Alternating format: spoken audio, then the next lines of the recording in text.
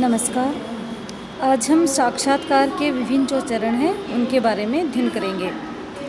साक्षात्कार पद्धति एक सामाजिक अंतःक्रिया की प्रक्रिया है जिसमें साक्षात्कारकर्ता और सूचनादाताओं में परस्पर आमने सामने के संबंध किसी बिंदु पर प्रश्नोत्तर करने के लिए स्थापित होते हैं। साक्षात्कार के लिए कौन कौन से चरण होने चाहिए, इसके लिए गुड्डे और होट और जॉन मेज इत्यादि ने अपने अपने ढंग से चरण बताए हैं।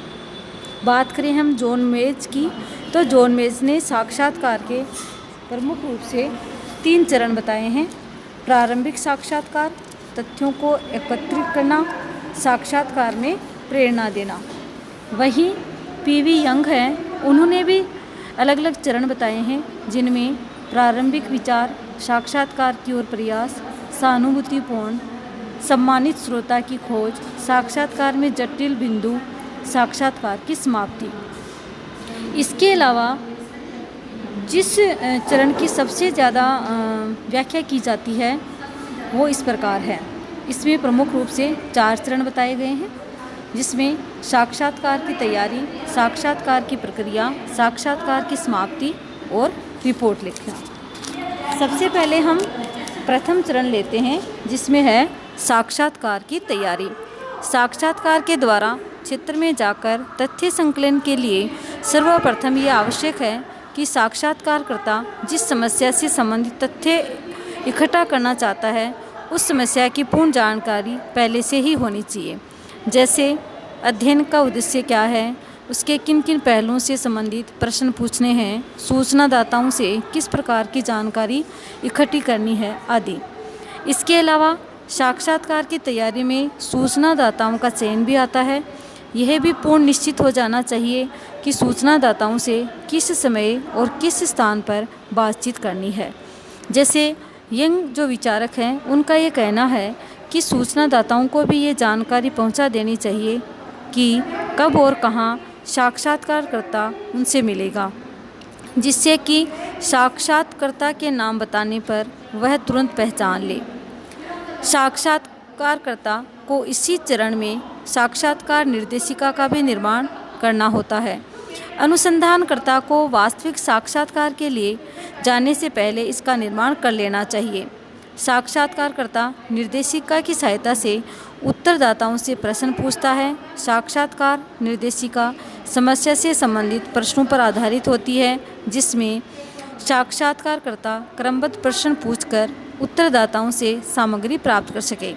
सूचनादाताओं में आसानी से सहयोग प्राप्त करने के लिए समुदाय या सांस्कृतिक समूह के जो प्रतिष्ठित व्यक्ति हैं उनसे पहले साक्षात्कार ले लेना चाहिए। सूचनादाताओं की दिनचर्या और दूसरी बातों की जानकारी भी पहले से होनी चाहिए। तो हमने ये देखा कि साक्षात्कार का जो पहला जो चरण है इसमें बहुत सारी चीज़ों को ध्यान रखना होता है, जिसमें हमें ये ध्यान रखना होता है कि हमारे अध्ययन का उद्देश्य क्या है और हमें उस टॉपिक से रिलेटेड कौन कौन से क्वेश्चन हैं वो सूचनादाताओं से पूछने हैं और सूचनादाता से हमें किन किन विषय पर सूचनाएं इकट्ठी करनी है। इसके अलावा जो व्यक्ति साक्षात्कार ले रहा है सूचनादाता से, तो हमें सूचनादाता की संपूर्ण जो दिनचर्या है उसकी भी जानकारी होनी चाहिए, जिससे कि सूचनादाता है वो हमारा सहयोग कर सके। अगली जो प्रक्रिया है वह है साक्षात्कार की प्रक्रिया। तो हमने देखा कि सबसे पहले साक्षात्कार की तैयारी की जाती है, उसके बाद में हम जो साक्षात्कार ले रहे हैं उसके लिए हमें कौन सी प्रक्रिया अपनानी चाहिए। अप्रारंभिक संपर्क में साक्षात्कारकर्ता को सूचनादाताओं की संस्कृति के अनुसार अभिनंदन करने के बाद साक्षात्कार के उद्देश्य की व्याख्या करनी चाहिए। साक्षात्कारकर्ता को उत्तरदाता की शिक्षा, ज्ञान के स्तर तथा समझने की स्थिति के अनुसार अध्ययन का उद्देश्य और समस्या को स्पष्ट करना चाहिए। उसे यह भी बताना चाहिए कि सूचना प्राप्ति के लिए उस साक्षात्कारकर्ता का चुनाव कैसे हुआ। यंग ने कहा कि उत्तरदाता से सहयोग प्राप्त करने के लिए कुछ वाक्य जैसे कुछ ही लोग ऐसे हैं जो ऐसी सूचना रखते हैं, जैसे आप जो कुछ आप कह रहे हैं वह बहुत मूल्यवान बात है। आपने मुझे नया दृष्टिकोण बताया है, आपने बहुत से नए तथ्यों पर प्रकाश डाला है। जहाँ तक मैं जानता हूँ, आप उन कुछ लोगों की स्थिति में हैं जो ऐसी सूचना देते हैं कि बीच बीच में कहते रहना चाहिए। उत्तरदाता से मित्रतापूर्ण संबंध स्थापित करने के बाद ही हमें प्रश्न पूछने चाहिए। अनुभवी साक्षात्कारताओं का कहना है कि सुनते रहना एक कठिन कार्य है। ये स्वयं पर नियंत्रण और अनुशासन चाहता है। यंग का कहना है कि जिज्ञासापूर्ण और सम्मानपूर्ण सुनते रहने का गुण अंतःक्रिया की प्रक्रिया या संचार की कुंजी है, और सूचनादाता को ऐसा विश्वास हो जाता है कि उसकी बात में बीच में विघ्न, विरोध और उल्टे प्रश्न नहीं किए जाने चाहिए। अगर ऐसे आप कर रहे हो या आपको ये लग रहा है कि आपको जो व्यक्ति सूचना दे रहा है वह गलत दे रहा है, तो आप सहजता से अन्य प्रश्न उससे पूछ सकते हो।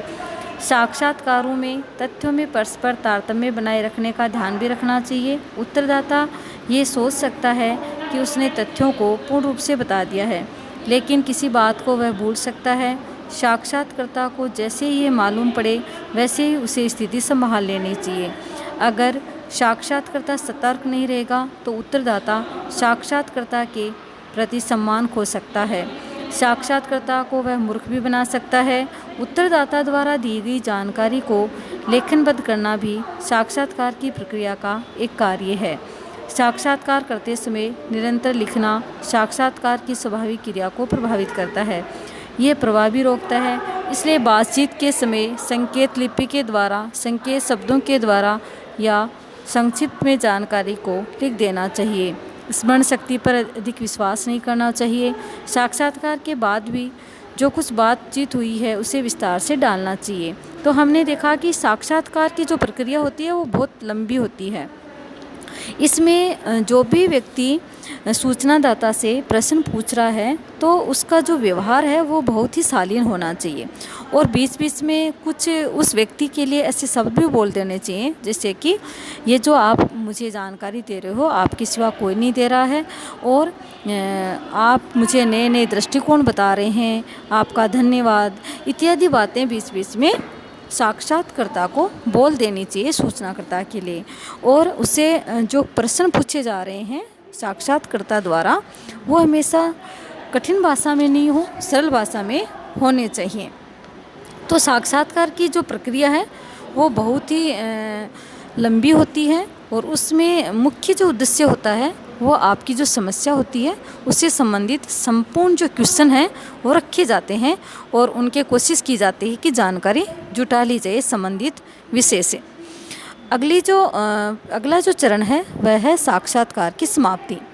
प्रत्येक साक्षात्कार की समाप्ति स्वाभाविक रूप से स्वतः हो जाती है। साक्षात्कार की प्रक्रिया धीरे धीरे क्रम से समाप्त होनी चाहिए, झटके के साथ समाप्त नहीं करनी चाहिए। अच्छे परिणाम तब आते हैं जब प्रत्येक साक्षात्कार ऐसी स्थिति में समाप्त हो जब उत्तरदाता उत्साही कुछ कहना चाहता हो, दूसरी बातचीत की बैठक के लिए सुझाव देता हो। अगर दोनों शारीरिक और मानसिक थकावट की स्थिति में पहुंच जाते हैं तो साक्षात्कार की दूसरी बैठक के लिए उत्साह नहीं रहता तथा संभावना भी बहुत कम हो जाती है। इसलिए पूर्ण जानकारी के लिए तथा समाप्ति के समय साक्षात्कारता को ही पूछना चाहिए हमने क्या छोड़ दिया है, हम किन किन बातों को करने में असफल रहे, या क्या आप कुछ और कहना चाहेंगे, इत्यादि।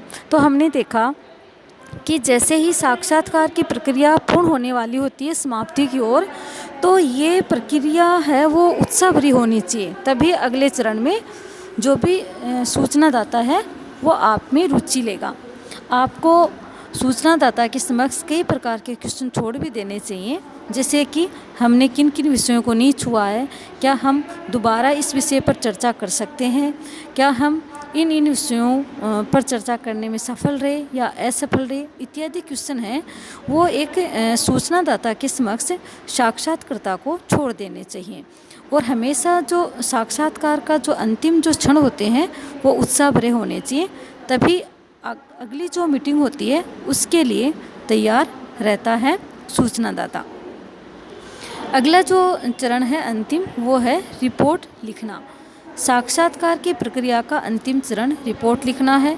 जहाँ तक हो सके साक्षात्कारकर्ता को साक्षात्कार के बाद जितना जल्दी हो सके रिपोर्ट लिख देनी चाहिए। जितनी वह देरी करेगा उतने ही अधिक तथ्य वह भूल जाएगा। इसमें हमें इस बात पर ध्यान देना है कि जो सूचनादाता ने हमें विषय से संबंधित जो भी सूचनाएं बताई हैं, तो हमें उन सूचनाओं को लिखने में ज़्यादा वक्त नहीं लगाना चाहिए, क्योंकि समय के साथ तथ्य हैं वो भुला दिए जाते हैं। साक्षात्कार से लौटने के बाद अपने द्वारा लिखी गई छोटी छोटी जो टिप्पणियों हैं उनकी सहायता से रिपोर्ट लिखने का कार्य पूर्ण कर लेना चाहिए और स्मरण शक्ति के आधार पर क्रम से निष्पक्ष तथ्यों को जो शोध के दृष्टिकोण से महत्वपूर्ण है हमें लिख देने चाहिए। तो हमने ये देखा कि जब भी साक्षात्कार लिया जाता है तो उसमें कई चरण होते हैं और हर एक चरण है वो अपने आप में महत्वपूर्ण होता है। चाहे वो साक्षात्कार की तैयारी हो, जिसमें हम जिस विषय से संबंधित सूचना इकट्ठा करना चाहते हैं, हमें गहराई से उस विषय की जानकारी होनी चाहिए और उस विषय से संबंधित हमें बहुत सारे प्रश्नों को तैयार कर लेना चाहिए। और इसके पश्चात जब साक्षात्कार की प्रक्रिया जब शुरू होती है तो हमेशा इस बात का ध्यान रखना चाहिए कि सूचनादाता को सम्मानजनक शब्दों से उसका संबोधन करना चाहिए और बीच बीच में उसको कुछ ऐसे उत्साह भरे शब्दों का भी प्रयोग करना चाहिए उसके लिए, जैसे कि ये सूचना आपके पास है, आप ही हमें दे सकते हैं और आपके द्वारा दी गई जो सूचना है वो काफ़ी हमारे लिए मूल्यवान है। तो ये शब्द हैं जब साक्षात्कारकर्ता सूचनादाता के लिए बोलता है तो उसमें एक सकारात्मक दृष्टिकोण पैदा होता है और वह सूचना जो भी देगा आपको वह सही सूचना देने का प्रयास करेगा। और अंतिम जो क्षणों में जो साक्षात्कार की जब समाप्ति की जाती है तो वो निराशा से भरा हुआ नहीं होना चाहिए, थकान से भरा हुआ नहीं होना चाहिए, क्योंकि अगली मीटिंग तभी शुरू होगी जब सूचनादाता है वो उत्साही रूप से आपके जो साक्षात्कार है उसको ख़त्म कर रहा है और अगले उस बैठक के लिए तैयार होगा। तो अंतिम समय में साक्षात्कारकर्ता को सूचनादाता के लिए कुछ प्रश्न भी छोड़ देने चाहिए, जैसे कि हमने बहुत से ऐसे विषय हैं जिन पे चर्चा नहीं की है और मुझे आशा है कि आप दोबारा उस विषय पे चर्चा करोगे, ऐसे शब्द बोल देने चाहिए। और जब रिपोर्ट लिखी जाती है साक्षात्कार के बाद तो उसमें बहुत ही सावधानी बरतनी चाहिए।